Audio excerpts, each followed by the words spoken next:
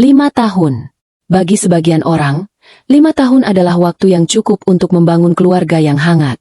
Namun bagi Sinta, 5 tahun hanyalah rangkaian hari yang dipenuhi hinaan. Sejak menikah dengan Arga, hidupnya perlahan berubah menjadi seperti seseorang yang hanya numpang tinggal di rumah keluarga suaminya. Setiap pagi sebelum matahari terbit, ia sudah berada di dapur, menyiapkan sarapan, menyapu halaman, mencuci pakaian, membersihkan ruang tamu. Semua itu ia lakukan bukan karena diminta suaminya, melainkan karena ibu mertuanya, Ratih. Kalau cuma lulusan akademi kesehatan kecil, jangan banyak gaya.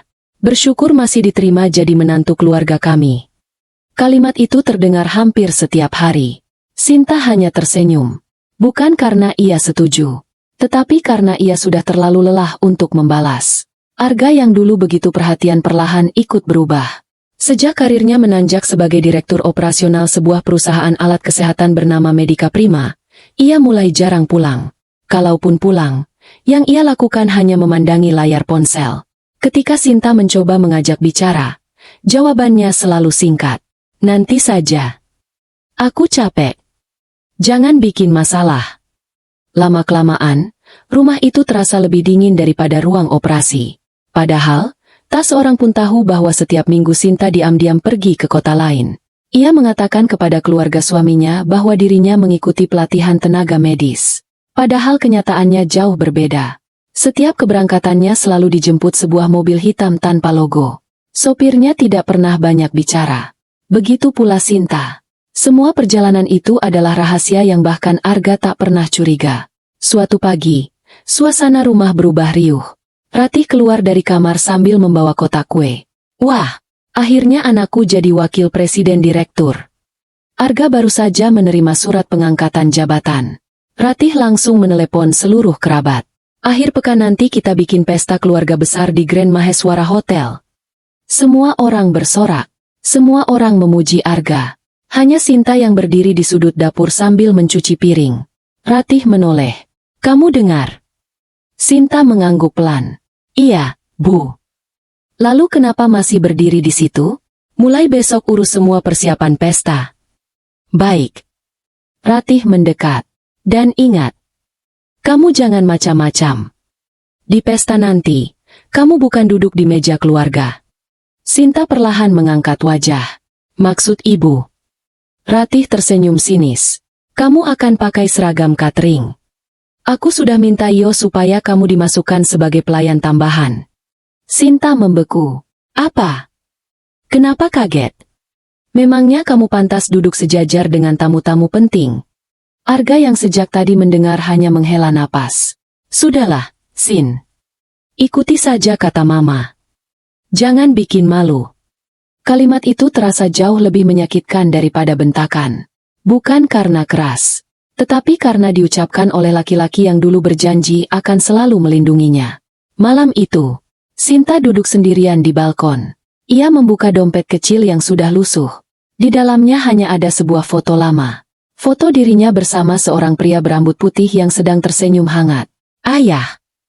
Bisiknya lirih. Air matanya hampir jatuh. Namun ia segera mengusapnya. Ponselnya tiba-tiba bergetar. Nomor yang muncul tidak memiliki nama. Hanya deretan angka. Sinta segera mengangkat. Selamat malam. Suara berat di seberang terdengar tenang. Nona Sinta. Semuanya sudah siap. Rapat pemegang saham dipercepat. Pekan depan. Sinta memejamkan mata. Apa seluruh bukti sudah lengkap? Sudah. Termasuk aliran dana, kontrak fiktif, dan penerima keuntungan. Sinta menarik napas panjang. Bagaimana dengan orang dalam? Masih belum sadar kalau selama ini mereka diawasi. Senyum tipis muncul di wajah Sinta. Bagus. Biarkan semuanya berjalan sesuai rencana. Telepon ditutup. Langit malam tampak gelap. Tetapi justru di sanalah secercah harapan mulai terlihat. Sinta sadar. 5 tahun menahan semuanya hampir berakhir. Namun, ia sama sekali tidak menyangka bahwa penghinaan terbesar justru akan terjadi pada pesta yang disiapkan untuk merayakan keberhasilan suaminya sendiri. Dan setelah pesta itu selesai, tak ada satupun kehidupan yang akan tetap sama. Kalau sejauh ini ceritanya membuat Anda penasaran, jangan lupa tekan tombol subscribe agar tidak ketinggalan kelanjutan drama penuh kejutan ini. Karena apa yang tampak di permukaan, seringkali hanyalah awal dari sebuah rahasia besar. Pagi-pagi sekali, rumah keluarga Arga sudah dipenuhi suara orang keluar masuk. Beberapa kerabat datang membantu menyiapkan pesta syukuran yang akan digelar malam nanti di Grand Maheswara Hotel. Ratih tampak sibuk memberi perintah ke sana kemari seolah pesta itu adalah perayaan keluarga paling bergengsi sepanjang tahun. Sinta baru saja selesai menyetrika pakaian ketika Ratih memanggilnya. "Sinta, ke ruang tamu sekarang." Sinta segera menghampiri.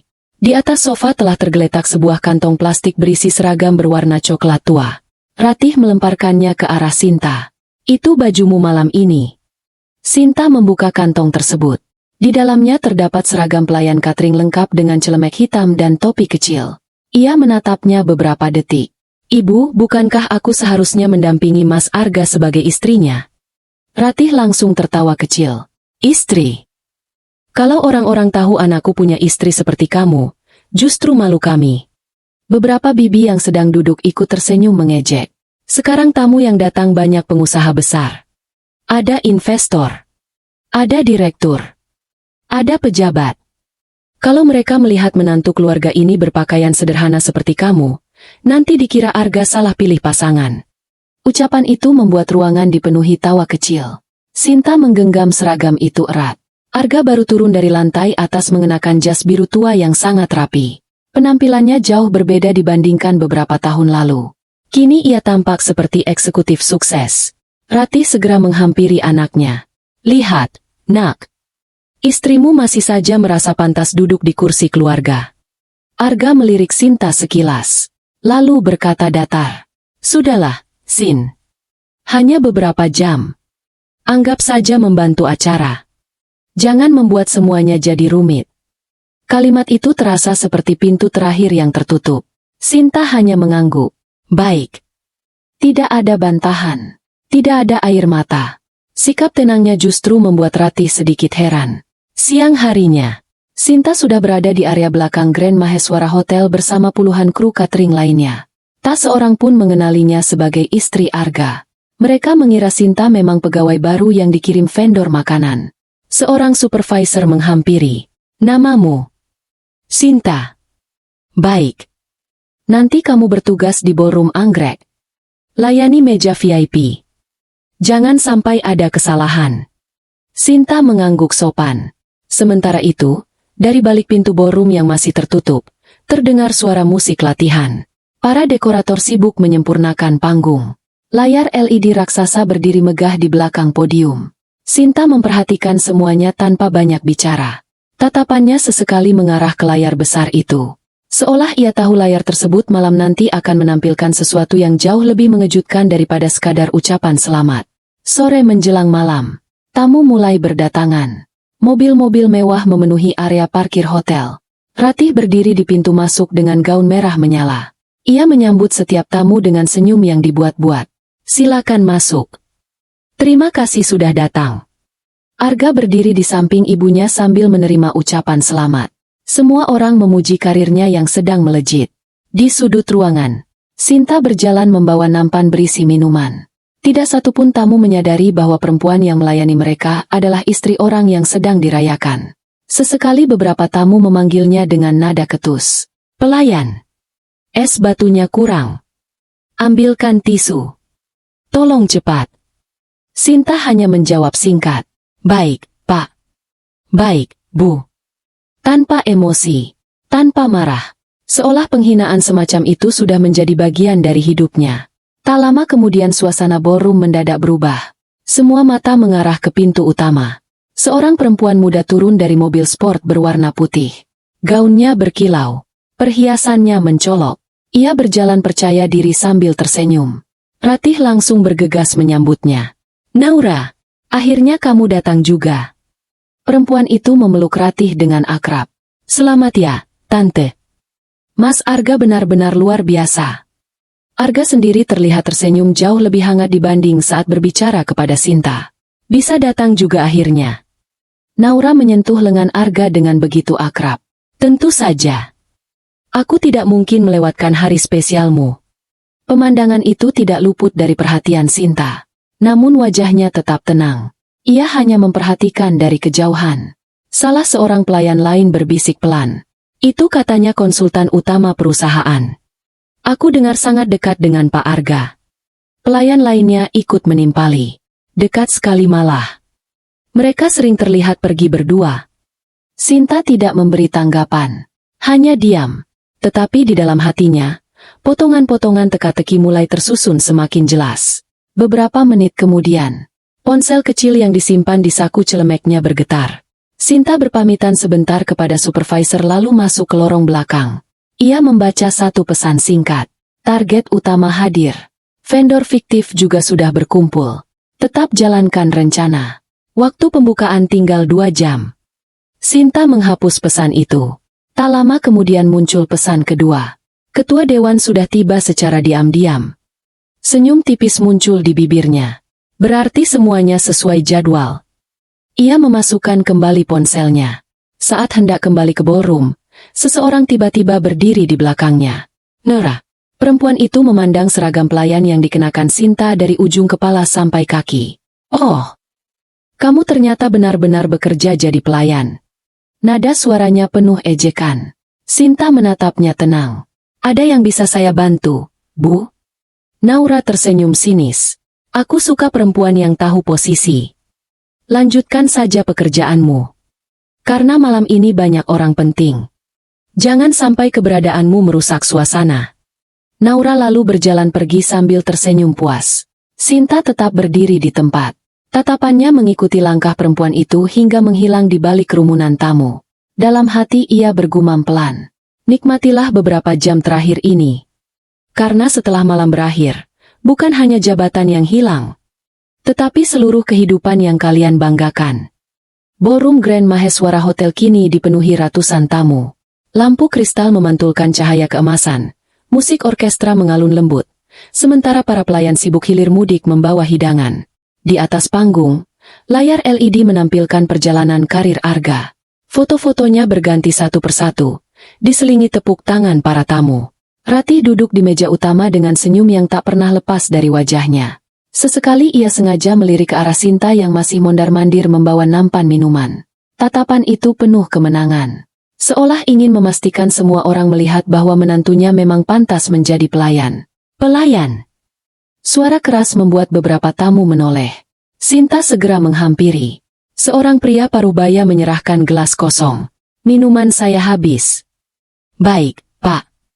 Sinta mengganti gelas tersebut dengan sopan. Belum sempat ia melangkah, suara Ratih kembali terdengar. Sinta. Nada bicaranya sengaja dibuat keras. Ayo ke sini. Puluhan pasang mata otomatis mengarah kepada mereka. Sinta mendekat. Iya, Bu. Ratih tersenyum kepada para tamu. Maaf ya semuanya. Pelayan baru kami memang agak lambat. Beberapa tamu ikut tertawa kecil. Ratih lalu melanjutkan. Padahal sudah 5 tahun saya ajari kerja yang benar. Kalimat itu membuat sebagian tamu mengira Sinta memang pembantu pribadi keluarga mereka. Tak seorang pun mengetahui hubungan sebenarnya. Sinta tetap diam. Ia tahu, semakin tenang dirinya, semakin besar kejutan yang akan datang. Tak lama kemudian, Naura menghampiri meja VIP. Gaun hitamnya berkilau diterpa cahaya lampu. Dengan santainya ia duduk di samping Arga. Mereka tampak berbicara sangat akrab. Beberapa kali Naura menyentuh lengan Arga sambil tertawa kecil. Ratih melihat pemandangan itu tanpa sedikit pun keberatan. Bahkan sesekali ia ikut tersenyum.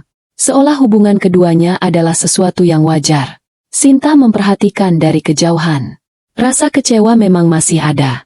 Namun bukan lagi karena cinta. Melainkan karena akhirnya ia melihat dengan mata kepala sendiri seperti apa wajah asli orang-orang yang selama ini ia lindungi. Supervisor catering menghampiri Sinta. Meja VIP minta sup hangat. Antarkan sekarang. Sinta mengangguk. Ia mengambil nampan besar berisi beberapa mangkuk sup. Dengan langkah hati-hati ia menuju meja utama. Saat hampir tiba, seorang tamu yang sedang berjalan mundur tanpa sengaja menyenggol lengannya. Nampan bergoyang. Satu mangkuk sup tumpah. Isinya mengenai bagian bawah gaun Naura. Ah! Naura langsung berdiri sambil berteriak. Gaunku! Seluruh ballroom mendadak sunyi. Musik bahkan berhenti. Sinta segera membungkuk. Maaf. Saya benar-benar tidak sengaja. Namun Naura tidak mau mendengar. Kamu tahu berapa harga gaun ini? Kamu bisa ganti. Ratih langsung berdiri menghampiri. Apa yang kamu lakukan, Sinta? Aku sudah bilang jangan ceroboh. Arga ikut berdiri. Wajahnya terlihat kesal. Sinta, ini acara penting. Kamu selalu membuat masalah. Sinta mencoba menjelaskan. Ada tamu yang menyenggol. Ratih memotong ucapannya. Jangan cari alasan. Dasar tidak berguna. Beberapa tamu mulai berbisik-bisik. Kasihan juga. Tapi memang pelayan harus hati-hati. Tak ada satupun yang tahu bahwa perempuan yang sedang dimarahi itu adalah istri Arga.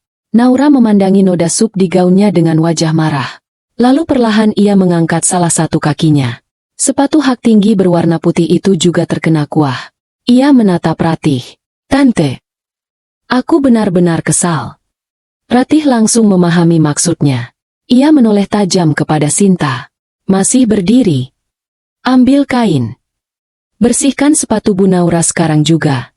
Ballroom kembali hening. Sinta memandang Ratih beberapa detik. Ibu, jangan keterlaluan. Ratih membentak. Keterlaluan. Kamu yang merusak acara. Kalau masih ingin bekerja, berlutut sekarang. Arga tidak mengatakan apa-apa. Ia hanya berdiri memandangi Sinta. Tatapan itu dingin. Tidak ada sedikitpun usaha membela istrinya. Naura tersenyum tipis. Ia sengaja menggeser kakinya ke depan. Ayo. Pelayan. Bersihkan. Beberapa tamu mulai mengeluarkan ponsel. Ada yang merekam. Ada yang berbisik penasaran. Ratih kembali berkata keras. Kalau tidak mau, keluar dari sini. Sinta menarik napas panjang. Ia perlahan mengambil kain kecil dari saku celemek. Semua orang mengira ia akan berlutut. Namun tepat saat itu, ponsel di sakunya kembali bergetar. Satu pesan masuk. Seluruh anggota dewan sudah berada di ruang persiapan. Beberapa detik kemudian muncul pesan kedua. Ketua komisaris meminta Anda bersiap. Pengumuman dipercepat 15 menit. Sinta membaca pesan itu tanpa mengubah ekspresi. Ia memasukkan kembali ponselnya. Lalu menatap Naura. Kemudian Arga. Terakhir kepada Ratih. Tatapan yang selama 5 tahun selalu dipenuhi kesabaran. Kini berubah menjadi sangat tenang. Seolah ia baru saja memastikan bahwa waktu yang ditunggu akhirnya tiba. Ratih mulai kehilangan kesabaran. Apa yang kamu tunggu? Berlutut. Sinta perlahan tersenyum. Senyum yang membuat Ratih mendadak merasa aneh. Untuk pertama kalinya, perempuan yang selalu mereka hina itu tidak terlihat takut. Tidak terlihat sedih. Justru tampak begitu yakin. Sinta lalu berkata dengan suara pelan, namun cukup jelas untuk didengar orang-orang di sekitarnya. Baik. Saya akan melakukan apa yang harus saya lakukan. Ratih mengangguk puas. Nah begitu. Itu baru pelayan yang tahu diri. Namun tak seorang pun menyadari. Kalimat Sinta sama sekali bukan jawaban atas perintah Ratih. Melainkan jawaban atas pesan yang baru saja ia terima. Karena beberapa menit lagi, seluruh isi ballroom akan menyaksikan kenyataan yang tidak pernah mereka bayangkan. Dan pesta yang disiapkan untuk merayakan puncak karir Arga akan berubah menjadi awal dari kehancuran hidupnya. Kalau Anda ikut penasaran bagaimana momen identitas Sinta mulai terungkap, jangan lupa subscribe dan aktifkan loncengnya. Bab berikutnya akan menjadi titik balik yang mengubah seluruh jalan cerita.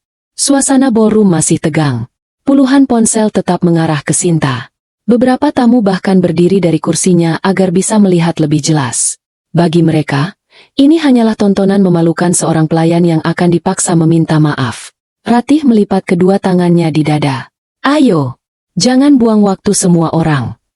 Naura masih menyodorkan sepatunya. Bersihkan. Arga berdiri tanpa ekspresi. Tatapan matanya justru menunjukkan rasa kesal kepada Sinta, seolah semua kekacauan malam itu memang salah istrinya. Sinta menatap kain kecil di tangannya. Perlahan ia membungkukkan badan. Ratih tersenyum puas. Nah, begitu. Itu tempatmu. Beberapa tamu ikut mengangguk pelan. Namun tepat ketika lutut Sinta hampir menyentuh lantai, Suara langkah kaki yang tegas terdengar dari arah pintu utama ballroom. Tok, tok, tok. Semua orang spontan menoleh. 4 pria berjas hitam memasuki ruangan terlebih dahulu. Di belakang mereka berjalan seorang pria berusia sekitar 60 tahun dengan rambut yang mulai memutih. Namun sorot matanya masih sangat tajam. Setiap langkahnya memancarkan wibawa. Begitu melihat pria itu, beberapa direksi yang hadir langsung berdiri. Bukankah itu? Iya. Pak Surya Dharma. Arga ikut menoleh. Wajahnya berubah sedikit terkejut. Ketua Dewan Pengawas Medika Prima. Seseorang yang sangat jarang menghadiri acara non-formal. Ratih buru-buru merapikan pakaiannya. Ia segera menghampiri. Pak Surya. Sungguh suatu kehormatan Bapak bersedia datang. Namun pria itu hanya mengangguk tipis. Tatapannya sama sekali tidak mengarah kepada Ratih. Ia justru melihat ke arah Sinta yang masih berdiri dengan seragam pelayan. Beberapa detik, mereka saling berpandangan. Sinta memberikan anggukan kecil. Begitu halus hingga hampir tak terlihat. Pak Surya membalas anggukan itu. Lalu berjalan melewati Ratih begitu saja. Ratih sedikit bingung. Aneh. Gumamnya pelan. Di sisi lain ballroom, Arga mencoba menyambut tamunya. Pak Surya. Terima kasih sudah meluangkan waktu. Saya tidak menyangka Bapak datang. Pak Surya tersenyum tipis. Saya memang harus datang. Jawaban itu terdengar biasa. Namun entah mengapa membuat Arga sedikit tidak nyaman. Tentu, silakan duduk di meja utama. Tidak. Saya masih menunggu seseorang. Arga mengernyit. Menunggu? Ya. Orang yang paling penting malam ini. Arga langsung berpikir bahwa mungkin yang dimaksud adalah calon investor besar. Ia pun mengangguk sambil tersenyum. Tentu. Kami juga menunggu beliau. Pak Surya tidak menjawab. Ia hanya melirik sekilas ke arah Sinta. Lalu berjalan menuju kursi paling depan. Sementara itu, Naura mulai kesal. Ia berbisik kepada Ratih. Tante. Kenapa pelayan itu belum dihukum? Ratih langsung kembali menghampiri Sinta. Kamu tuli. Bersihkan sekarang. Sinta mengangkat wajah. Saya masih menunggu.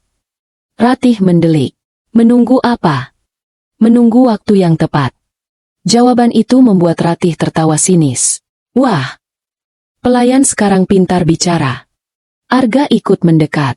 Sinta. Aku tidak ingin membuat Pak Surya melihat keributan. Tolong selesaikan masalah ini. Sinta memandang suaminya. Tatapan itu begitu tenang. Memang sebaiknya semuanya segera selesai. Arga tidak memahami maksud kalimat tersebut. Tak lama kemudian, pembawa acara naik ke atas panggung. Selamat malam, hadirin sekalian. Tidak lama lagi kita akan memasuki acara utama. Mari kita sambut sambutan dari Wakil Presiden Direktur Medika Prima, Bapak Arga Prasetyo. Tepuk tangan menggema. Arga segera merapikan jasnya. Ia melangkah naik ke atas panggung dengan penuh percaya diri. Di bawah, Ratih bertepuk tangan paling keras. Itu anakku. Hebat sekali. Naura tersenyum bangga. Sinta tetap berdiri di dekat meja pelayanan. Arga mulai berpidato. Malam ini adalah malam yang sangat membahagiakan. Saya berterima kasih kepada keluarga, rekan kerja, serta seluruh pihak yang telah mendukung perjalanan karir saya. Pidatonya terdengar meyakinkan. Para tamu terus memberikan tepuk tangan. Namun di barisan depan, Pak Surya sama sekali tidak bertepuk tangan. Ia hanya melihat jam tangannya, seolah sedang menghitung mundur sesuatu. Beberapa menit kemudian, ponsel Sinta kembali bergetar. Ia membuka layar. Audit forensik selesai diverifikasi. Pesan berikutnya langsung muncul. Seluruh bukti transaksi, perusahaan cangkang, rekening penampung, dan rekaman rapat sudah diamankan. Sinta mengetik balasan singkat. Laksanakan sesuai jadwal. Kurang dari 5 detik, balasan datang. Dipahami. Sinta menghapus percakapan itu. Wajahnya tetap tenang. Tak ada seorang pun yang menyadari bahwa hanya melalui satu kalimat singkat, roda yang akan menghancurkan karir Arga mulai berputar. Di atas panggung, Arga menutup pidatonya. Saya percaya.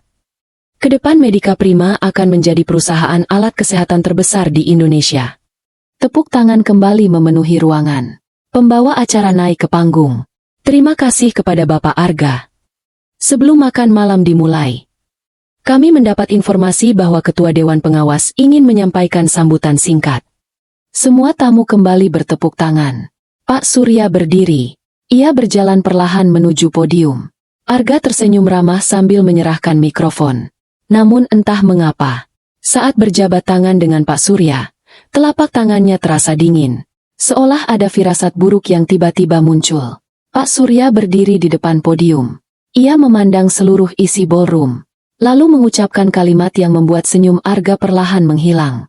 Malam ini, awalnya saya memang datang untuk menghadiri acara syukuran. Ia berhenti sejenak, namun setelah mempertimbangkan banyak hal, Dewan memutuskan ada satu agenda tambahan yang jauh lebih penting. Ballroom mulai sunyi. Beberapa direksi saling berpandangan. Ratih mengernyit. Agenda tambahan. Naura terlihat sedikit gelisah. Pak Surya melanjutkan dengan suara tegas. Mulai malam ini, tidak hanya ada perayaan, tetapi juga akan diumumkan hasil pemeriksaan khusus yang selama berbulan-bulan dilakukan secara rahasia. Arga yang semula tersenyum kini perlahan menegang. Jantungnya berdetak lebih cepat. Ia belum tahu bahwa setiap kata yang diucapkan Pak Surya sedang membawanya selangkah lebih dekat menuju jurang yang tak mungkin lagi ia hindari. Suasana ballroom berubah drastis. Musik yang sejak tadi mengalun lembut dimatikan. Para pelayan berhenti berjalan. Percakapan para tamu perlahan menghilang, berganti keheningan yang terasa menyesakkan. Semua mata kini tertuju kepada Pak Surya. Arga masih berdiri di samping podium. Senyum yang tadi begitu percaya diri mulai memudar. Ratih berusaha tetap tenang. Dalam pikirannya, pengumuman yang dimaksud pasti hanya berkaitan dengan ekspansi perusahaan atau proyek baru. Tidak mungkin lebih dari itu. Sementara itu, Naura mulai menggenggam gelasnya sedikit lebih erat. Entah mengapa, firasatnya mendadak tidak enak. Pak Surya membuka sebuah map hitam yang sejak tadi dibawanya. Ia memandang seluruh tamu satu persatu. Mohon maaf apabila agenda ini mengubah suasana malam. Tetapi demi menjaga integritas perusahaan, Dewan Pengawas memutuskan hasil pemeriksaan khusus tidak boleh ditunda lagi. Beberapa investor saling berpandangan. Sebagian direksi mulai terlihat gelisah. Arga mencoba tetap tersenyum. Pak Surya, mungkin pembahasannya bisa dilakukan pada rapat internal saja. Pak Surya menggeleng pelan. Justru tidak bisa. Karena sebagian besar pihak yang berkepentingan hadir malam ini. Kalimat itu membuat Arga semakin tidak nyaman. Ratih buru-buru berdiri. Pak Surya, malam ini kan acara keluarga. Mari kita rayakan dulu keberhasilan anak saya. Pak Surya menoleh kepadanya. Tatapannya datar. Keberhasilan yang dibangun di atas kebohongan tidak pantas dirayakan. Ballroom kembali sunyi. Ratih langsung terdiam. Untuk pertama kalinya malam itu, ia kehilangan kata-kata. Pak Surya kembali berbicara. 4 bulan yang lalu, Dewan menerima laporan anonim mengenai dugaan penyimpangan besar dalam proyek pengadaan alat kesehatan. Nilainya mencapai hampir 286 miliar rupiah. Suara napas para tamu terdengar bersamaan. Arga berusaha tetap tenang. Itu hanya dugaan. Pak Surya belum menoleh kepadanya. Benar. Karena itulah kami membentuk tim investigasi independen. Laporan diperiksa. Seluruh kontrak ditelusuri. Setiap transaksi diaudit. Naura mulai menelan ludah. Tangannya perlahan gemetar. Di sudut ruangan, Sinta masih berdiri mengenakan seragam pelayan. Tak seorang pun memperhatikannya lagi. Semua fokus pada panggung. Sinta hanya memandang Pak Surya dengan tenang. Sesekali keduanya bertukar pandang. Sangat singkat, namun cukup untuk menunjukkan bahwa semuanya berjalan sesuai rencana. Pak Surya melanjutkan. Tim investigasi bekerja tanpa diketahui siapapun. Bahkan sebagian direksi tidak mengetahui keberadaan tim tersebut. Arga menyela. Siapa yang memimpin audit itu? Pertanyaan itu membuat beberapa tamu ikut penasaran. Pak Surya tersenyum tipis. Orang yang selama ini berada sangat dekat dengan para pelaku. Beberapa orang mulai saling berbisik. Siapa? Direktur lain? Komisaris? Ratih ikut penasaran. Siapa maksud Bapak? Pak Surya tidak langsung menjawab. Ia justru berkata, orang itu melihat semuanya. Mendengar semuanya. Bahkan mengetahui bagaimana para pelaku berbicara tanpa rasa curiga. Naura mulai memucat. Ia melirik Arga. Arga balas menatapnya sekilas. Tatapan itu seolah berkata, "Tetap tenang." Tiba-tiba layar LED raksasa di belakang panggung menyala. Namun bukan lagi menampilkan foto perjalanan karir Arga. Yang muncul justru logo perusahaan. Di bawahnya tertulis, "Hasil audit, rahasia." Seluruh ruangan bergemuruh. Audit? Apa maksudnya? Beberapa wartawan yang diundang mulai mengangkat kamera. Arga langsung menoleh ke operator. "Matikan layar itu." Operator tampak kebingungan. "Maaf, Pak. Sistemnya dikendalikan dari ruang kontrol utama." Arga langsung melangkah turun dari panggung. Namun dua petugas keamanan hotel dengan sopan menghentikannya. "Maaf, Pak. Acara masih berlangsung." Arga semakin heran. "Sejak kapan kalian berani menghalangi saya?" Kedua petugas hanya saling berpandangan tanpa menjawab. Mereka seolah telah menerima instruksi khusus. Pak Surya kembali berbicara. "Sebelum hasil audit diumumkan, saya ingin memperkenalkan seseorang." Ratih langsung tersenyum lega. "Mungkin ketua tim audit." Beberapa tamu ikut mengangguk. Pak Surya melihat ke arah belakang ballroom. "Silakan maju." Semua orang menoleh. Namun tidak ada seorang pun yang bergerak. Ratih mulai bingung. "Mana orangnya?" Pak Surya kembali berkata, "Saya persilakan." Pemimpin tim investigasi. Hening. 5 detik. 10 detik. Lalu, seseorang perlahan melangkah dari antara para pelayan. Masih mengenakan seragam catering. Masih memakai celemek hitam. Masih membawa kain kecil di tangannya. Seluruh tamu mulai memperhatikannya. Ratih mengernyit. "Itu pelayan tadi." Naura tertawa kecil. "Pak Surya pasti salah orang." Arga juga ikut bingung. "Sinta, apa yang kamu lakukan?" Namun Sinta terus berjalan. Langkahnya tenang. Tidak terburu-buru. Tidak menundukkan kepala seperti biasanya. Untuk pertama kalinya selama 5 tahun. Ia berjalan dengan penuh wibawa. Suasana ballroom kembali sunyi. Puluhan pasang mata mengikuti setiap langkahnya menuju panggung. Ratih mulai tertawa gugup. "Pak Surya, itu hanya menantu saya. Mungkin terjadi kesalahan." Pak Surya menjawab tanpa sedikit pun mengalihkan pandangan dari Sinta. "Tidak. Tidak ada kesalahan. Saya memang memanggil beliau." Kalimat itu membuat seluruh ruangan membeku. Arga merasa dadanya mulai sesak. Sementara Naura mulai menggenggam ujung kursinya erat. Sinta akhirnya berhenti tepat di depan tangga panggung. Ia memandang celemek hitam yang sejak tadi dikenakannya. Lalu perlahan, tangannya mulai membuka ikatan celemek tersebut. Seluruh ballroom menahan napas. Karena beberapa detik lagi, rahasia yang selama berbulan-bulan disembunyikan akan mulai terbuka. Dan tidak ada seorang pun yang siap menerima kenyataan itu. Ballroom Grand Maheswara Hotel seakan kehilangan suara. Ratusan tamu memandang ke arah tangga panggung tanpa berkedip. Bahkan suara pendingin ruangan kini terdengar begitu jelas di tengah keheningan. Sinta berdiri di anak tangga pertama. Tangannya perlahan melepas ikatan celemek hitam yang sejak sore menempel di pinggangnya. Ratih tertawa gugup. "Sinta, jangan membuat malu keluarga. Turun sekarang." Namun Sinta tidak bergerak. Celemek itu dilepas dengan tenang. Kemudian topi kecil pelayan yang sejak tadi menutupi rambutnya juga ia lepaskan. Rambut hitamnya terurai rapi.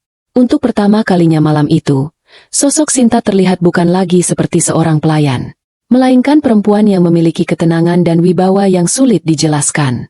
Pak Surya turun satu langkah dari podium. Ia menghampiri Sinta.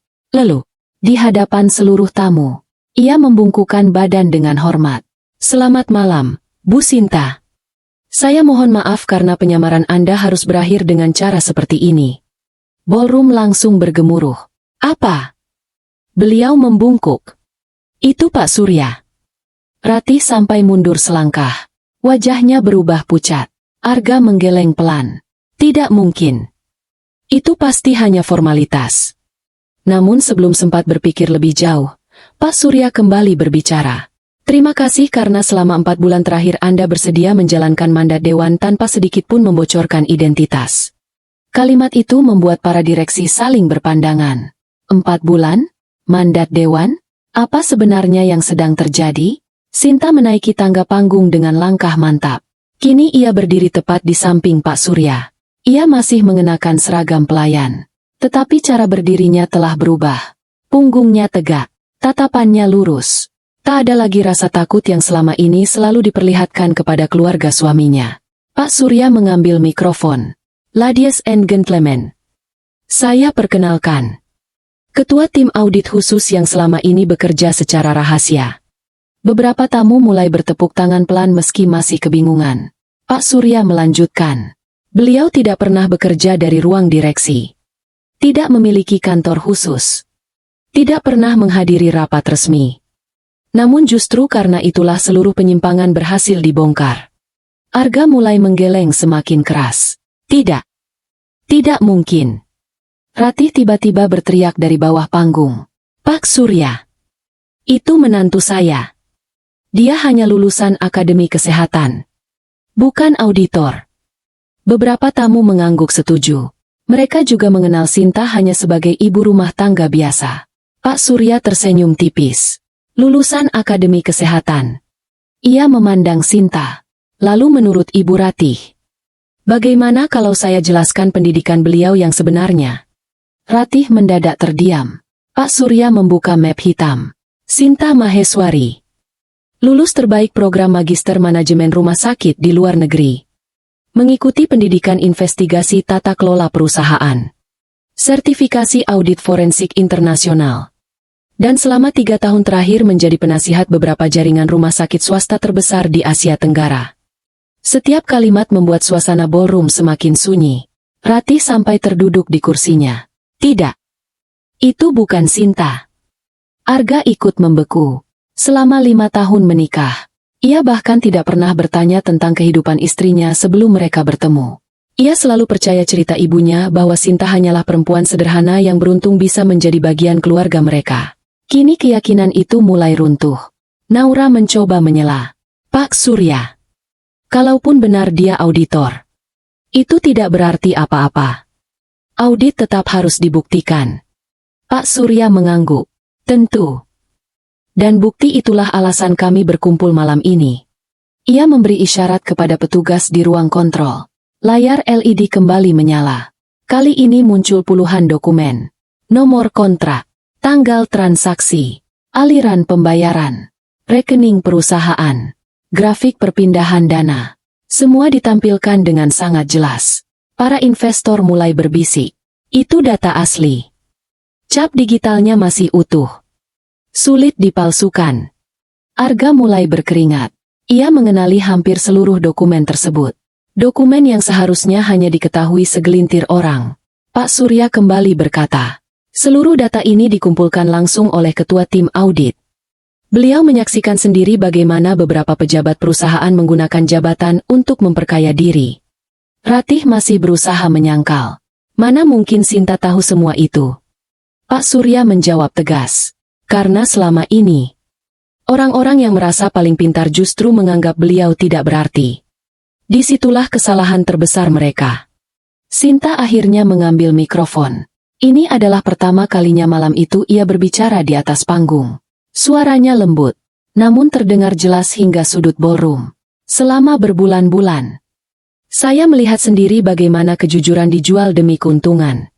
Saya mendengar sendiri bagaimana proyek kesehatan dimanipulasi. Saya juga menyaksikan bagaimana orang-orang yang seharusnya melayani masyarakat justru menjadikan perusahaan ini sebagai alat memperkaya diri. Seluruh ruangan benar-benar hening. Arga tidak pernah mendengar istrinya berbicara setegas itu. Sinta menoleh ke arah Arga. Tatapan mereka bertemu. Tidak ada kebencian. Hanya kekecewaan yang begitu dalam. Aku pernah berharap. Kamu berhenti sebelum semuanya terlambat. Kalimat itu membuat Arga tercekat. Ia teringat beberapa bulan terakhir. Beberapa kali Sinta memang pernah bertanya tentang proyek-proyek perusahaan. Tentang vendor. Tentang laporan keuangan. Saat itu ia menganggap istrinya hanya ingin ikut campur. Kini ia sadar. Pertanyaan-pertanyaan itu bukan muncul karena rasa ingin tahu. Melainkan karena Sinta sedang memastikan apakah masih ada kesempatan baginya untuk berkata jujur. Namun kesempatan itu telah disia-siakan. Di sisi lain, Naura mulai meraih tasnya diam-diam. Ia melirik pintu keluar ballroom. Tanpa disadarinya, dua petugas keamanan telah berdiri di dekat pintu. Jalan keluar perlahan mulai tertutup. Dan malam yang semula mereka rancang sebagai pesta kemenangan, kini benar-benar berubah menjadi ruang sidang terbuka yang tidak memberi kesempatan bagi siapapun untuk melarikan diri. Tidak ada lagi suara gelas beradu. Tidak ada lagi tawa para tamu. Ballroom Grand Maheswara Hotel yang semula dipenuhi suasana perayaan kini berubah seperti ruang persidangan. Semua mata tertuju pada layar LED raksasa yang menampilkan dokumen demi dokumen hasil audit. Arga masih berdiri di depan panggung. Wajahnya mulai dipenuhi keringat meski pendingin ruangan bekerja maksimal. Sementara Ratih tampak memegang sandaran kursi agar tubuhnya tidak limbung. Naura berusaha tetap tersenyum, tetapi jemarinya yang gemetar mengkhianati kepanikan yang mulai menguasainya. Pak Surya memberi isyarat kepada operator. Silakan tampilkan berkas pertama. Layar berganti. Muncul sebuah kontrak pengadaan alat kesehatan senilai 94,7 miliar rupiah. Di sisi kanan layar muncul stempel perusahaan pemasok. Pak Surya menjelaskan, perusahaan ini memenangkan 3 proyek besar dalam 1 tahun. Nilai totalnya hampir 100 miliar rupiah. Seorang investor mengangkat tangan. Saya mengenal perusahaan itu. Selama ini reputasinya cukup baik. Pak Surya mengangguk. Benar. Karena perusahaan itu hanyalah kedok. Layar kembali berubah. Kini muncul data kepemilikan perusahaan tersebut. Di bawah nama direktur utama, perlahan muncul nama pemegang saham tersembunyi. Semua tamu menahan napas. Naura Kusuma. Ballroom langsung riuh. Itu perempuan yang tadi duduk bersama Pak Arga. Dia pemilik vendor. Naura spontan berdiri. Itu fitnah. Data itu palsu. Namun sebelum suaranya selesai, Pak Surya mengangkat sebuah map. Ini salinan legalisasi dari kementerian dan notaris. Seluruh dokumen sudah diverifikasi. Naura mulai kehilangan kata-kata. Pak Surya kembali berbicara. Silakan tampilkan bukti kedua. Layar kembali berganti. Kini terlihat aliran dana dari vendor menuju beberapa rekening pribadi. Nominalnya bertahap. Tidak terlalu besar setiap transaksi. Namun jika dijumlahkan, mencapai puluhan miliar rupiah. Beberapa tamu mulai menggeleng pelan. Sistem pencuciannya rapi. Pantas selama ini tidak terdeteksi. Arga mencoba maju. Saya keberatan. Itu bukan rekening saya. Pak Surya tersenyum tipis. Benarkah? Beliau memberi isyarat lagi. Layar memperbesar salah satu rekening. Di bagian bawah muncul dokumen pembukaan rekening. Lengkap dengan foto, tanda tangan, sidik jari, dan nama pemilik. Arga Pratama. Suasana kembali gaduh. Ratih menatap anaknya. Arga, kamu bilang semua bonus jabatan berasal dari perusahaan. Arga tidak mampu menjawab. Sinta tetap berdiri dengan tenang. Ia tidak terlihat puas. Tidak juga marah. Tatapannya justru dipenuhi rasa kecewa. Baginya, setiap bukti yang muncul bukanlah kemenangan, melainkan bukti bahwa orang yang pernah dicintainya benar-benar memilih jalan yang salah. Pak Surya mempersilakan Sinta berbicara. Sinta melangkah 1 langkah ke depan. 4 bulan lalu, saya menerima mandat untuk masuk ke lingkungan yang paling dekat dengan para pelaku. Saya tidak membutuhkan ruang kerja. Saya hanya membutuhkan kesabaran. Beberapa tamu mulai memperhatikan setiap katanya. Sinta melanjutkan. Orang yang merasa dirinya paling hebat biasanya tidak pernah berhati-hati di depan orang yang dianggap tidak penting. Tatapan Sinta perlahan mengarah kepada Ratih. Ibu selalu menganggap saya hanya menantu yang tidak berguna. Karena itu, ibu berbicara apa saja di depan saya. Ratih mulai pucat. Sinta lalu memandang Arga. Kamu juga sama. Berulang kali membahas proyek rahasia di rumah. Karena kamu yakin aku tidak mungkin mengerti. Arga menundukkan kepala. Baru kini ia sadar. Semua pembicaraan yang selama ini dianggap aman ternyata didengar oleh orang yang justru memahami setiap istilah dalam laporan keuangan perusahaan. Pak Surya kembali mengangkat mikrofon. Masih ada bukti berikutnya. Naura langsung memotong. Cukup. Aku tidak mau mendengar lagi. Ia berlari menuju pintu ballroom. Namun baru beberapa langkah, 2 petugas keamanan sudah menghadangnya. Maaf, Bu. Acara belum selesai. Naura berteriak panik. Kalian tidak berhak menahan saya. Saat itulah beberapa pria berjas abu-abu memasuki ballroom. Mereka memperlihatkan kartu identitas resmi. Salah satu di antaranya berkata dengan suara tegas, "Kami mendapat permintaan pendampingan untuk mengamankan seluruh barang bukti dan memastikan tidak ada pihak yang meninggalkan lokasi sebelum proses administrasi selesai." Melihat kedatangan mereka, wajah Arga langsung kehilangan warna. Ia tahu, masalah ini tidak lagi bisa diselesaikan hanya dengan pengaruh atau jabatan. Layar kembali berubah. Namun kali ini bukan dokumen, melainkan rekaman CCTV dari sebuah restoran eksklusif. Video itu menampilkan Arga dan Naura sedang bertemu dengan beberapa orang. Mereka sedang membahas angka-angka proyek. Suara dalam rekaman terdengar cukup jelas. "Naikkan nilai pembelian 15%. Nanti sisanya kita bagi setelah dana cair." Seluruh ballroom membeku. Ratih memejamkan mata. Ia tak lagi mampu menyangkal. Belum selesai sampai di situ. Pak Surya berkata, "Ada satu rekaman lagi." Arga langsung berteriak, "Jangan diputar." Namun permintaannya terlambat. Video berikutnya muncul. Lokasinya di sebuah apartemen mewah. Di dalam rekaman, Arga dan Naura tampak sedang merayakan keberhasilan mendapatkan proyek baru. Percakapan mereka membuat seluruh tamu tercekat. "Selama Sinta masih percaya sama aku, semua akan aman." Naura tertawa kecil. "Dia terlalu polos. Kita manfaatkan saja." Beberapa tamu langsung menoleh ke arah Sinta. Mereka baru menyadari bahwa perempuan yang selama ini dihina ternyata juga menjadi korban pengkhianatan suaminya sendiri. Ratih menutup mulutnya. Air matanya mulai jatuh. Bukan karena menyesal sepenuhnya, melainkan karena akhirnya ia menyadari bahwa anak yang selalu dibanggakannya ternyata telah menghancurkan nama keluarga mereka sendiri. Sementara Arga hanya mampu mematung. Ia ingin menjelaskan, ingin membela diri. Namun setiap kalimat yang hendak keluar seolah tertelan oleh bukti-bukti yang terpampang jelas di hadapan ratusan saksi. Dan ketika semua orang mengira pengungkapan telah selesai, Sinta mengambil satu langkah lagi menuju podium. Ia membuka sebuah amplop putih yang sejak tadi dibawanya. Tatapannya lurus ke arah Arga. "Aku masih memiliki satu hal lagi yang harus kusampaikan." Kalimat itu membuat dada Arga berdegup semakin kencang. Karena ia tahu, apapun isi amplop itu, hidupnya tidak akan pernah sama lagi. Ballroom kembali sunyi. Tidak ada lagi yang berani berbisik. Tatapan seluruh tamu kini tertuju pada amplop putih di tangan Sinta. Ukurannya biasa saja, tetapi entah mengapa benda kecil itu terasa lebih menegangkan daripada seluruh bukti yang baru saja diputar. Arga menatap amplop tersebut tanpa berkedip. Perasaannya mengatakan bahwa apapun isinya, malam ini belum mencapai akhir. Sinta menarik napas panjang. Ia membuka amplop itu perlahan. Di dalamnya terdapat 2 lembar dokumen. Ia mengangkat salah satunya. "Aku membawa ini bukan karena ingin mempermalukan siapapun, tapi karena selama bertahun-tahun aku terlalu lama berharap seseorang berubah." Tatapan Sinta beralih kepada Arga. Sayangnya, harapan itu tidak pernah menjadi kenyataan. Arga mencoba melangkah mendekat. "Sin, tolong, kita bisa bicara di rumah."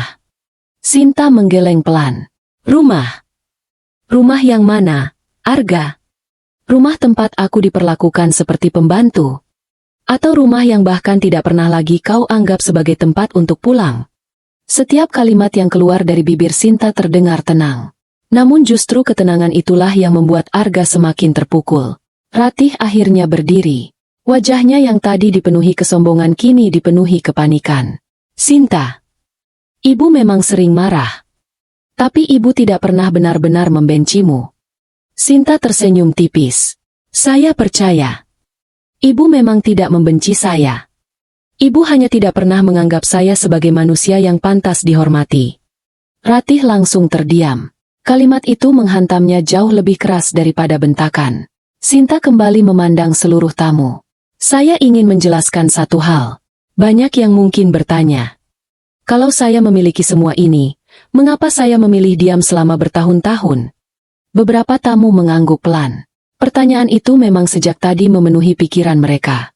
Sinta melanjutkan, "Karena ketika saya menikah dengan Arga, saya tidak membawa nama keluarga. Saya tidak membawa jabatan. Saya ingin dicintai sebagai diri saya sendiri. Saya ingin membangun rumah tangga yang sederhana, tanpa kekuasaan, tanpa harta. Tetapi ternyata, yang diuji bukan hanya cinta, melainkan juga hati manusia ketika berhadapan dengan kesombongan. Beberapa tamu menundukkan kepala.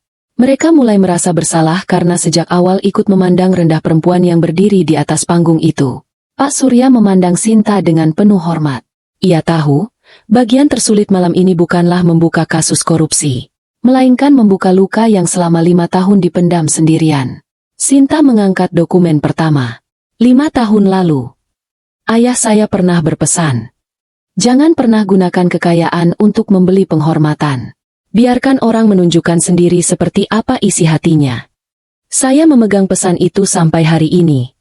Ternyata, pesan itu juga membuka mata saya tentang siapa orang-orang yang benar-benar layak berada di dalam hidup saya. Arga mulai menangis. Air matanya jatuh tanpa bisa ditahan. Ia baru menyadari bahwa perempuan yang selama ini selalu ia abaikan ternyata tetap berusaha menjaga martabatnya sebagai suami hingga detik terakhir. Dengan tangan gemetar, Arga berjalan mendekati panggung. Sin, aku salah. Aku benar-benar salah. Aku minta maaf. Beri aku satu kesempatan. Sinta menatapnya cukup lama. Beberapa kenangan melintas di benaknya. Hari ketika mereka pertama bertemu. Hari pernikahan mereka.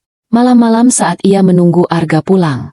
Semua itu kini terasa begitu jauh. Akhirnya Sinta berkata pelan. Kesempatan selalu ada. Aku memberikannya berkali-kali. Saat aku bertanya tentang proyekmu. Saat aku memintamu jujur. Saat aku berharap kamu kembali menjadi Arga yang dulu. Tapi setiap kesempatan itu justru kamu gunakan untuk berbohong. Arga menutup wajahnya. Tangisnya semakin pecah. Ratih tiba-tiba berlutut. Semua tamu terkejut. Sinta, ibu mohon. Jangan hancurkan hidup Arga. Kalau perlu, ibu yang masuk penjara. Asal anak ibu selamat. Sinta memandang perempuan yang selama 5 tahun memanggilnya dengan berbagai hinaan. Tidak ada senyum kemenangan di wajahnya. Yang ada hanyalah kelelahan. Ibu, kalau malam ini saya menutupi semua bukti, berapa banyak rumah sakit yang akan membeli alat dengan harga dimanipulasi? Berapa banyak pasien yang akhirnya menjadi korban? Ini bukan lagi tentang keluarga. Ini tentang tanggung jawab. Ratih menundukkan kepala. Ia akhirnya sadar. Yang sedang berdiri di depannya bukan lagi menantu yang bisa ia tekan sesuka hati, melainkan seorang pemimpin yang memilih keadilan, meski harus mengorbankan keluarganya sendiri. Sinta kemudian mengangkat dokumen kedua. Ia melihat Arga untuk terakhir kalinya sebagai seorang istri. Ini adalah alasan terakhir aku datang malam ini. Ia menyerahkan dokumen itu kepada Arga. Arga membukanya dengan tangan gemetar. Matanya langsung membelalak. Di halaman pertama tertulis jelas. Surat gugatan perceraian. Ballroom kembali sunyi. Arga mengangkat wajahnya perlahan. Sin, tolong. Suaranya nyaris tak terdengar. Namun Sinta hanya menggeleng pelan. Aku sudah bertahan 5 tahun. Aku sudah memaafkan berkali-kali. Tapi memaafkan bukan berarti harus terus bertahan dalam luka yang sama. Sinta mundur 1 langkah. Mulai malam ini, kita berjalan di jalan yang berbeda. Air mata Arga jatuh semakin deras. Ia ingin mengejar. Namun langkahnya terasa begitu berat. Sementara itu, para petugas yang sejak tadi menunggu akhirnya mulai bergerak mendekati Arga dan Naura. Malam yang semula dirancang sebagai pesta syukuran jabatan, kini benar-benar berubah menjadi malam yang mengakhiri segalanya. Dan bagi Arga, kehilangan jabatan ternyata bukan hukuman yang paling menyakitkan, melainkan kehilangan satu-satunya orang yang selama ini mencintainya dengan tulus, ketika ia baru menyadari betapa berharganya perempuan itu. Ballroom Grand Maheswara Hotel masih diselimuti keheningan. Arga memegang surat gugatan cerai dengan kedua tangan yang gemetar. Tinta pada halaman pertama mulai terkena tetesan air matanya. Ia tidak pernah membayangkan bahwa malam yang disiapkannya sebagai puncak kesuksesan justru menjadi malam ketika ia kehilangan segalanya. Jabatan, kepercayaan, kehormatan, dan perempuan yang selama ini selalu menunggunya pulang. 2 petugas keamanan perusahaan melangkah mendekat. Salah seorang berbicara dengan sopan. Maaf, Pak Arga. Sesuai keputusan Dewan Pengawas, mulai detik ini seluruh akses Bapak terhadap sistem perusahaan dinonaktifkan. Petugas lainnya menyerahkan sebuah map, ID card perusahaan, kartu akses gedung, laptop dinas, telepon kantor, dan kendaraan operasional wajib dikembalikan malam ini. Arga menatap kartu identitas yang masih tergantung di lehernya. Beberapa jam lalu benda itu adalah simbol kebanggaan. Kini, benda yang sama terasa seperti beban yang tak sanggup ia kenakan. Perlahan ia melepas tali ID tersebut. Tangannya bergetar saat menyerahkannya kepada petugas.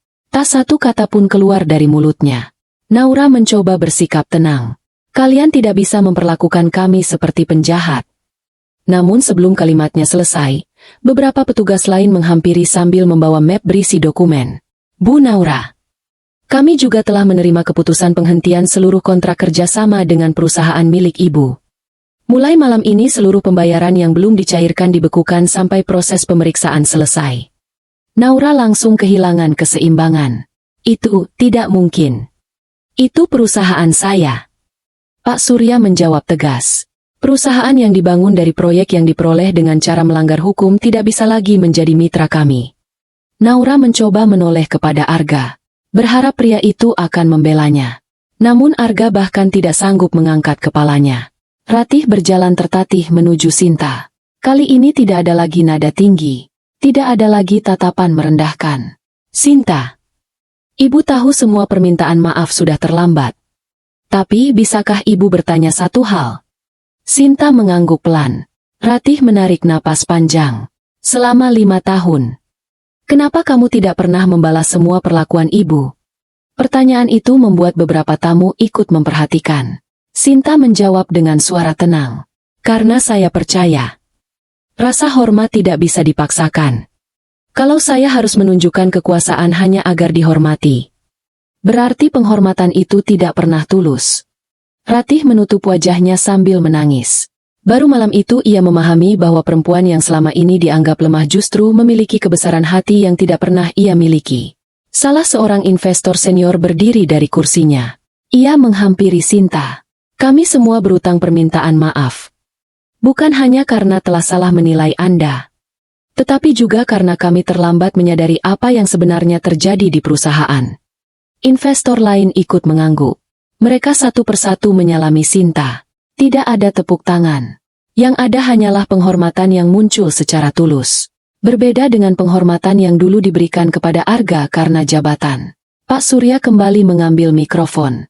Atas nama Dewan Pengawas, saya mengumumkan bahwa seluruh hasil audit akan segera diserahkan kepada pihak yang berwenang untuk diproses sesuai ketentuan hukum. Selain itu, seluruh aset perusahaan yang berkaitan dengan proyek bermasalah akan dibekukan sementara. Beliau berhenti sejenak sebelum melanjutkan. Mulai besok pagi, perusahaan memasuki masa restrukturisasi total. Beberapa karyawan yang hadir tampak cemas. Sinta menyadari hal itu. Ia kemudian melangkah ke depan. Saya ingin menyampaikan satu hal. Semua kembali memandangnya. Saya berjanji. Tidak akan ada karyawan yang kehilangan pekerjaan hanya karena kesalahan para pemimpinnya. Kita akan memperbaiki perusahaan ini bersama-sama. Kalimat itu langsung disambut tepuk tangan yang kali ini terdengar tulus. Para karyawan yang sejak tadi diliputi ketakutan akhirnya menghela napas lega. Mereka sadar, pemimpin baru mereka tidak datang untuk menebar rasa takut, melainkan membawa harapan. Di sudut ballroom, Arga masih berdiri seorang diri. Tidak ada lagi rekan kerja yang mengelilinginya. Tidak ada lagi tamu yang berebut berjabat tangan. Orang-orang yang tadi memujanya kini memilih menjaga jarak. Untuk pertama kalinya dalam hidupnya, ia merasakan bagaimana rasanya kehilangan semua pengaruh dalam hitungan menit. Ia menatap Sinta dari kejauhan. Dalam hatinya muncul satu penyesalan yang tak mungkin lagi diperbaiki. Seandainya 5 tahun lalu ia memilih mendengarkan istrinya. Seandainya ia berani menegur ibunya. Seandainya ia tidak tergoda oleh keserakahan. Namun semua, seandainya, tidak lagi memiliki arti. Waktu tidak pernah berjalan mundur. Acara resmi akhirnya ditutup. Para tamu mulai meninggalkan ballroom dengan wajah yang masih dipenuhi keterkejutan. Media yang sejak tadi berada di luar hotel mulai menunggu konfirmasi resmi. Sementara petugas perusahaan mengamankan seluruh dokumen dan perangkat elektronik yang berkaitan dengan hasil audit. Sinta berdiri di dekat jendela besar ballroom. Ia memandang lampu-lampu kota yang berkelip di kejauhan. Pak Surya menghampirinya. Berat. Sinta tersenyum tipis. Jauh lebih berat daripada yang saya bayangkan. Tapi saya tidak menyesal. Pak Surya mengangguk. Ayah Anda pasti bangga. Mendengar kalimat itu, mata Sinta mulai berkaca-kaca. Selama ini ia bertahan bukan demi membalas dendam, melainkan demi menjaga amanah terakhir yang ditinggalkan ayahnya, bahwa sebuah perusahaan yang bergerak di bidang kesehatan harus dijalankan dengan hati nurani, bukan dengan keserakahan. Malam semakin larut. Namun bagi Sinta, malam itu bukanlah sebuah akhir, melainkan awal dari kehidupan yang benar-benar baru. Dan di luar hotel, Fajar seolah sudah mulai menunggu untuk menyambut lembaran hidup berikutnya. 12 bulan berlalu. Gedung utama Medika Prima tampak jauh berbeda. Suasana yang dulu dipenuhi persaingan tidak sehat kini berubah menjadi lingkungan kerja yang lebih terbuka. Laporan keuangan dipublikasikan secara transparan kepada para pemegang saham. Seluruh proses pengadaan dilakukan melalui sistem digital yang dapat diawasi oleh auditor independen.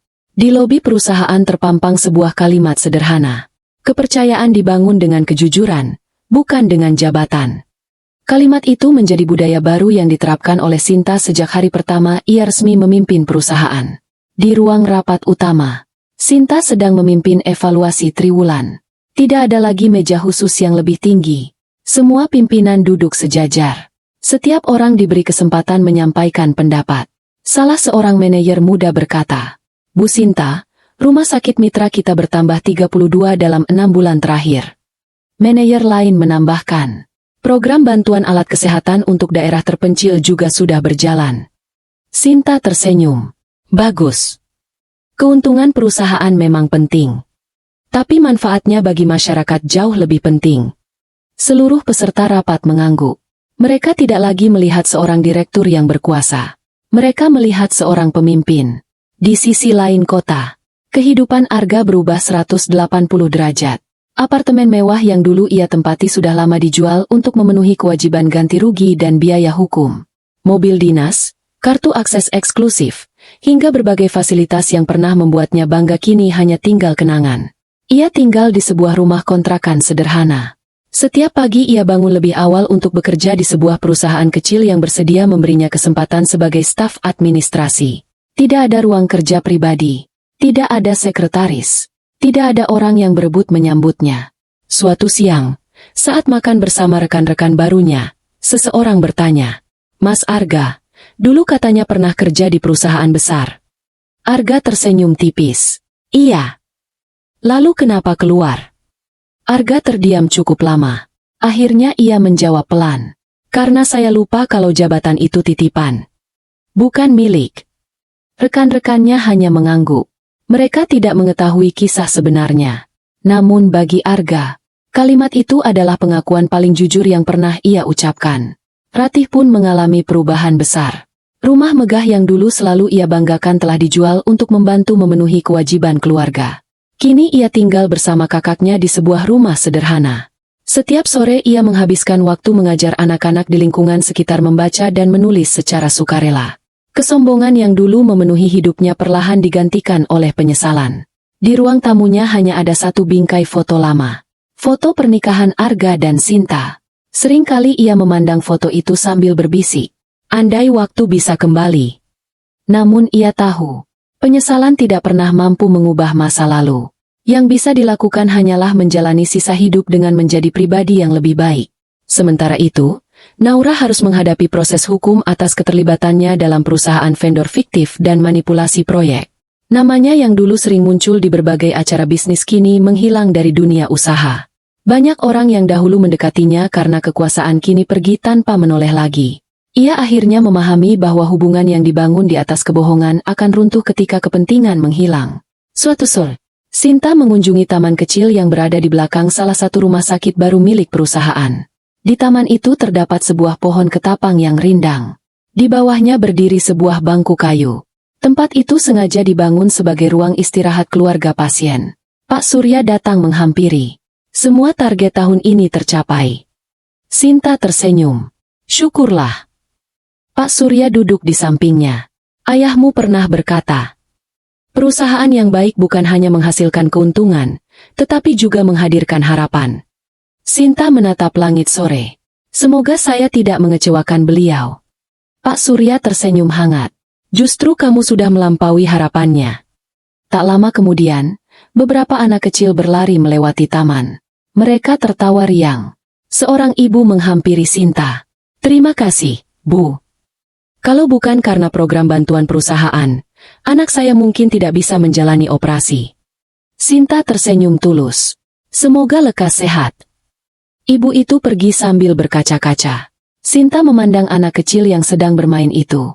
Untuk pertama kalinya setelah bertahun-tahun, ia benar-benar merasakan kedamaian. Bukan karena berhasil membalas orang yang menyakitinya, melainkan karena akhirnya ia dapat menggunakan amanah yang dimilikinya untuk membantu banyak orang. Matahari mulai tenggelam. Angin sore berembus pelan. Sinta berdiri, lalu menatap gedung rumah sakit yang menjulang di kejauhan. Dulu ia pernah dianggap tidak berharga. Dipaksa mengenakan seragam pelayan. Dihina di depan ratusan orang. Namun semua penghinaan itu tidak pernah mengubah siapa dirinya. Karena nilai seseorang tidak ditentukan oleh pakaian yang dikenakan. Bukan pula oleh jabatan yang dimiliki. Melainkan oleh kejujuran, keteguhan hati, dan keberanian untuk tetap melakukan yang benar meski harus menghadapi orang-orang terdekat. Sinta melangkah meninggalkan taman dengan senyum yang tenang. Ia tidak menoleh ke belakang. Karena semua luka telah menjadi pelajaran. Dan semua air mata telah berubah menjadi kekuatan. Di hadapannya terbentang jalan baru. Jalan yang tidak lagi dipenuhi kebencian, melainkan harapan. Tamat.